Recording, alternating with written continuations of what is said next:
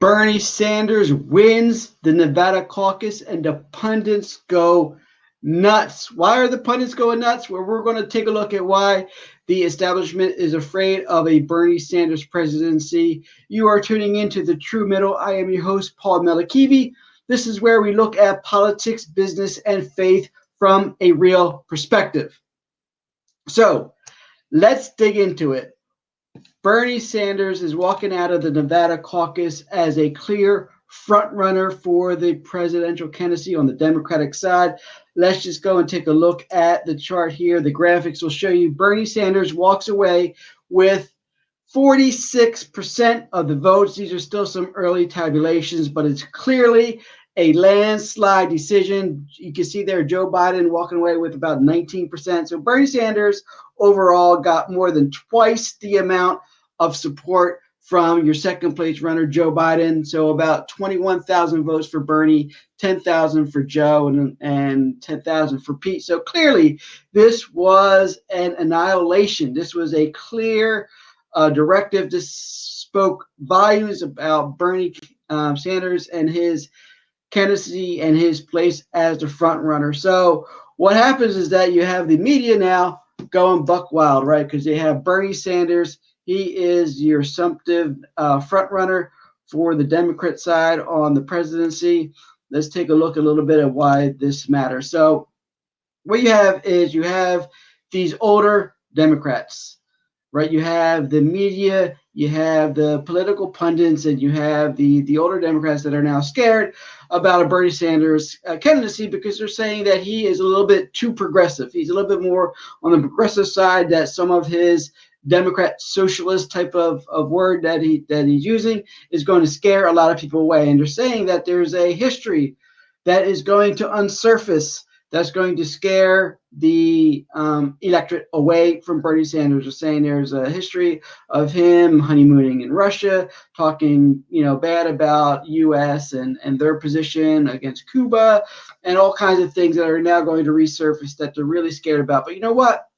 They had their chance. I mean, this is not something that happened yesterday. He didn't just jump into the race. No, he's been there for years. I mean, he ran in 2016 against Hillary Clinton. He's clearly been running for a year and a half at least for this election. He's been out there. He's been on the stump. He's been talking to reporters. He's talking to candidates. He's talking to voters. They've had 9 debates. 9 debates that he has participated in. There's been moderators of these debates. These moderators have been oftentimes your members of the media, MSNBC, CNN. So they had plenty of opportunity to ask all of these questions to Bernie Sanders, but they failed to do so. And so you got people that are being scared. Particularly recently, you'll hear James Carville coming up. This is the guy who, he's a Democratic strategist. He has a lot of valuable input. I mean, he helped run President Bill Clinton's campaign. He is saying that the media is lying about Bernie Sanders. And yes, it is true. The media hasn't been upfront with a lot of things that Bernie Sanders has done in the past. For whatever reason, they haven't discussed a lot of things that was going on. So now he's making a plea saying, hey, this election is in trouble. The Democrats are nominating somebody that they don't know much about. But you know what? It's not Bernie Sanders' fault. It's not his fault. He's the one that's been out there fighting. He's bringing a lot of things to our attention. He has a platform that a lot of people are appealing to. He's starting to draw in some minorities. He's drawing in some blacks. He's drawing in some Hispanics. Obviously, his larger group of support is coming from people that are between 18 and 30 years old because he's speaking to things that we all feel and love. Now, since he walks away, now he won Iowa, he won New Hampshire, he had won Nevada, so he is clearly the front runner. You can take a look at the delegate count. If we could take a look at that graphic again over here, you have your delegates. He's at 31 total count over Buttigieg 22, Warren 8. So he's a clear lead on everybody else. You even have somebody coming out from Bloomberg's campaign saying, hey, this is really putting Bernie at an advantage. He may be in a situation where nobody else will be able to catch him based upon his delegate count. And we all know that the delegate count is what determines what he will eventually get, who will eventually be the candidate. So there's a couple of things that are going on. And again, the media is at fault. I totally blame them. There is nothing new. You have a lot of people saying, "Hey, now that he is the front runner, he's going to be under a lot of scrutiny. He's going to be under a lot of pressure. There's going to be a lot of information coming out about him, about his past. They know that Trump is really going to do some research and unearth some things that may be damaging or scary. But here's what. We should have known about this, right? I mean, this has been out there for a long period of time. This guy here, Ben Shapiro, if you listen to his podcast, he's been talking about it for at least a month, if not even more. So he's been talking about how, some of his past is going to come back and haunt him. And he's been asking, why hasn't anybody been asking these questions? He said it. Why haven't they been asking these questions? And if you listen to any of his podcasts, I really admire him. I think he's great. I mean, him and I disagree on a lot of things, a lot of positions, a lot of policies, but overall, I think that he's been fair. He's been unbiased, a little biased, but he's been fair with his coverage. He's been pretty in depth. He's been asking the questions. Why hasn't anybody really took Bernie to task on this? Bloomberg came up on the first debate. They attacked him, right? They attacked his record. They attacked what he stood for. They attacked a lot of things about what he's done with his record with stop and frisk. They attacked him about his tax returns. They attacked him about these NDAs that he has with women that used to work for his organization. So right away, he was only in one debate, and they attacked him, and all of these things are out there for the public to assess and analyze and decide whether it's somebody they want run for president, somebody that they're going to support. But yet Bernie Sanders, who's been in the campaign forever, who's been in politics forever, who's been running for the president for at least 5 years now, guys, 6 years, guys.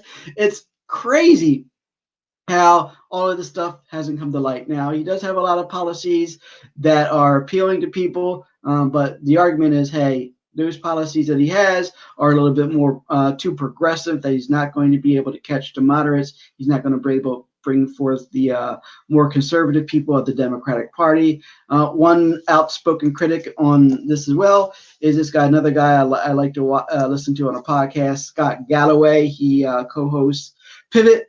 He talks about tech and media. He is an author. He wrote a couple of books. He is a professor at NYU. He's a public speaker. He also warned about Bernie's past coming back to haunt us if we elect him as our candidate for president. So these people know about it. These people are talking about it. The media has known about these things for years. So they failed miserably at their job. They never brought it to light. So now they're going back and they are backstepping. They're shuffling to understand the implications of him being the front runner in the candidacy for the presidency. And here's the other thing that the media is really, really torn up about. They are shocked over the impact that Bernie has had and kind of fighting against the establishment. They're concerned because he sent out a tweet saying, hey, the Republican establishment, the Democratic establishment, they cannot stop us. And it is true. For a long period of time, we've tried to work with the establishment. Democrats have trusted in the establishment. We put our faith in the establishment. We nominated candidates that spoke the language, that spoke about things that we wanted to hear. They say that they're fighting for the middle class, that they're fighting for the workers, that they're fighting for us, and that when they get into the office, they're going to do some great things to help us. But you know what, guys? It's failed. It's never happened. The closest we got was with President Obama when he rolled out the healthcare plan, and even that wasn't far enough. Even then, we were looking for a more universal healthcare choice. So we've tried, and it's failed. And so now we are revolting. Yes, we are revolting. We're saying we've tried to work with the establishment. It hasn't worked for us. So you know what? We need something new. We need something new. That's exactly what happened in 2016 with Trump, with the Republicans. People got tired of counting on the same old status quo. They wanted something different. He came out. He spoke a little differently. He spoke about what he has to offer, and it was bucking the traditional establishment, and he won. And you know what? Since then, the establishment has moved over to him. He took the establishment with him, where a lot of the establishment now is supporting him and his policies and what he's trying to do. And that's going to be the same thing that happens with the Democrats. So if we put forth a progressive candidate, and that progressive candidate then starts leading and is leading the ticket, that other people, and especially if he wins, If he wins, then you'll see a lot of other Democrats then being more open to more progressive policies, having more progressive agendas that they support. So as you see, as Bernie is starting to take a little bit more supporters out of the African American community, out of the Latino community, out of the younger community. He's also going to tap into some of the older community. You see the old establishment Democrats getting scared because things aren't the way they used to be. Well, guess what, guys? Nothing is the way that it used to be. I mean, I would like to hold on to some things. I would like to hold on to things the way they were done in the past. I remember back in the day where you could just call somebody on a telephone. You could leave them a voice message on a machine, and that person would get that message maybe 2 or 3 days ago. And if they weren't ready to talk to you, they wouldn't talk to you. They would call you back whenever they were ready. There was no expectation of this immediate communication back and forth. I happen to like that, but guess what? I can't hold on to that anymore because that's not the day and age that we live in. You know what? It's not the day and age that we live in where we can rely on the establishment anymore, because you know what? People are working hard. There's the younger people that's been seeing this for generation after generation where they're suffering.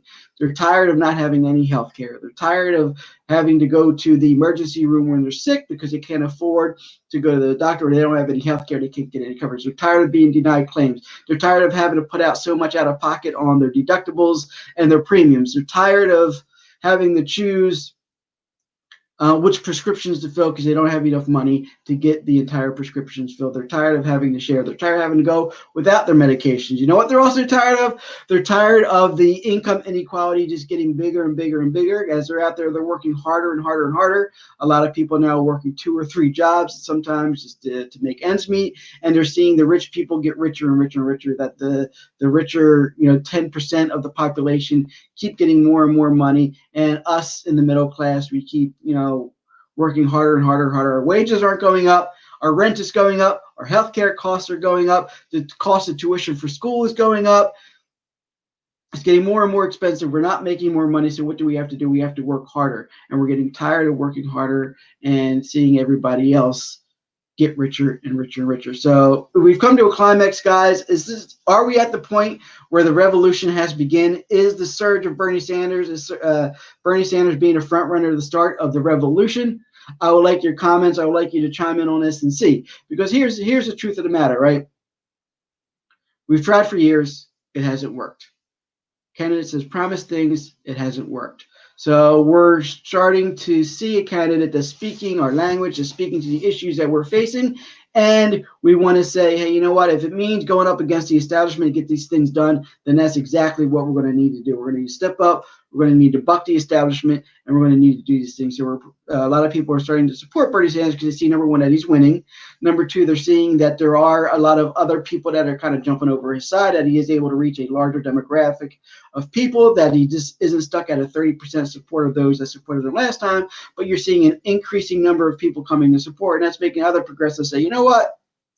Yeah, I believed in these policies all along. I really supported him, but I was scared that my vote was going to be wasted because he's never going to win the nomination. So now they're going to soften up a little bit, and they're going to come over to the Bernie Sanders train as well. So it's going to be interesting to see over the next couple of weeks what happens. You have South Carolina coming up. You have a debate coming up on Tuesday.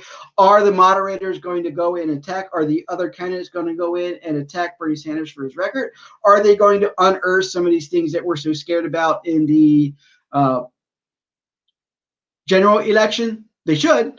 I mean, it's out there. We need to know about it so we can make a responsible decision before it is too late, before he racks up so many votes that nobody else is going to be able to catch him. So let's get on it. Let's see where this revolution is going to go, guys. I know that you're tired. Most of us are tired of fighting the system. Yes, capitalism is a great thing. It's created a lot of prosperity. It's one of the reasons why we are one of the world's richest nations, and we have been for a long period of time. But let's face it, it's starting to run amok. It's starting to run amok now, where our democracy has not been working for the middle class people. It hasn't been able to give us the health care that we need. It's ridiculous that we're not able to give universal health care. That is a must. That is something that we have to stand for. Generations are tired of seeing their mothers, their fathers, their sons, their daughters die because they don't have health insurance or they can't afford proper health care. We're tired of going to the mat. We're tired of working so hard for very little. We're tired of seeing generation after generation working hard, breaking our backs to afford to go to college, to get a college education, just to come out and find out that is not what you promised us. The jobs aren't there, right? The jobs aren't there. We're not getting paid for what we're worth now because it's too competitive, and that the real good paying jobs, the high paying jobs are being taken by those that are richer and more powerful. So the media, they're going to be fussing about it. You know, they sit in their comfortable offices. They get paid hundreds of thousands, maybe millions of dollars a year to report the news. And you know what? They'd never been in touch with the ordinary people. They don't know what's going on on the ground. They don't know. They're not out there. They don't live next to us here in middle class America. No, they're, you know, talking to other wealthy anchors, news anchors, are talking to other wealthy politicians. You know, politicians don't know what it's like to live in the real world anymore. The Democratic establishment, who's been ingrained in politics for so long, that are used to traditions and are used to their comfortable take on the way they used to do things. Things have changed now. Things don't work the way they used to work. We are in a more open society. We have access to news. We have access to see other countries. We have access to see people in other countries, see how our healthcare works. We're able to interact and ask questions. We're able to educate ourselves on other policies. We're able to educate ourselves on what all of these rich people are doing with the money and how they're wasting. We're starting to be, open our eyes to the abuse. We're able to communicate with others and hear news stories about how racism has impacted lives, how I'm not the only one that is working two jobs anymore. Now we're able to see that there's a lot of people doing it. That is more common than not common anymore. And so we're okay, well, maybe it's not necessarily a problem with us, but maybe there is something inherently wrong with the system. And it's the system itself that needs to be changed in order to give those advantages to a little bit more of your common people. So guys, let's weigh in on this. Be anxious to see, let's take a poll. Do you think this is the revolution that we were waiting for? There'll be a poll up there. Chime in yes or no. I do encourage you to pay attention, to stay in tune with politics, with what's going on. It's a very important election this year. So number one, it's beyond just the presidency. Yes, we need to try to elect the right president that's going to remove Trump from office. But number two, the president can't do anything alone. They need some people in the House of Representatives. They need some people in the Senate that are going to support those policies. So it's very important that we look down ticket and see the races of the senators and congressmen. We need to control the House of Representatives. We need to be the majority in the Senate in order to pass all this legislation. Because let's face it, even if Bernie Sanders wins with all of his progressive policies, and even if he wins with an overwhelming amount of support from the American people, he still can't get anything done if the Senate does not approve anything, if they don't sign off on any of his policies. So it needs to be an overwhelming victory. So it's very important that we get engaged, guys. It's going to be very interesting as we move forward. Tune in to the True Middle. Make sure that if you're on YouTube that you hit that subscribe button. Make sure you get notifications so you're aware when we have any updates. If you're listening to us in a podcast, you can subscribe to us on Apple Podcasts. You can also subscribe to us through Spotify if you're on Android, or anywhere you listen to podcasts. It's free. It doesn't hurt. Tune in. Let's talk about this. We'll be talking about some more things as we go forward. So it was nice talking to you. Thank you for tuning in to The True Middle. I am your host, Paul Melikivi. I will see you after the next debate.